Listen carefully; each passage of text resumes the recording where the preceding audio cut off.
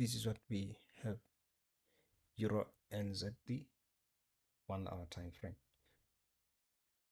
So this is the level of our order block here. But if you go to 4 hour time frame, this is what we get to see here. You can see that this is our order block. It starts here, and then if you look at this gap here, these are fair value gap here. So price was going down. We have a break in market structure here. We have a break in market structure here, break in market structure, and price continued to go down. So we are anticipating price to push up and close this fair value gap here, and then we get to see price going down. So we're gonna be targeting this sell side liquidity here to be collected. So from this level here, we might see price pushing up a little bit and maybe get to this level of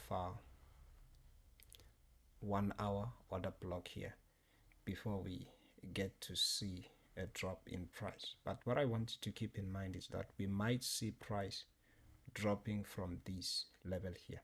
So let's just switch to 1 hour time frame so that we get to have a clear picture of what is happening. So you can see this is what we have. This is a fair value gap here from the 1 hour time frame. So let's switch again and go to 30 minutes time frame. So if you look on 30 minutes time frame, this is what we have here. We have this level here, which is our propulsion block here. We have this level as our propulsion block here.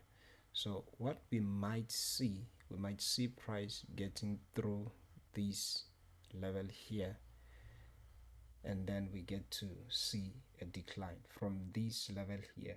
Expect a decline in price, okay, because price might not get to this level here because of this propulsion block here.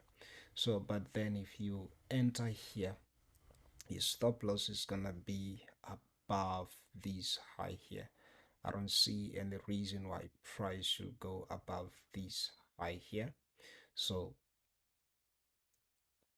that's it for the Euro NZD. This is actually a retracement, okay?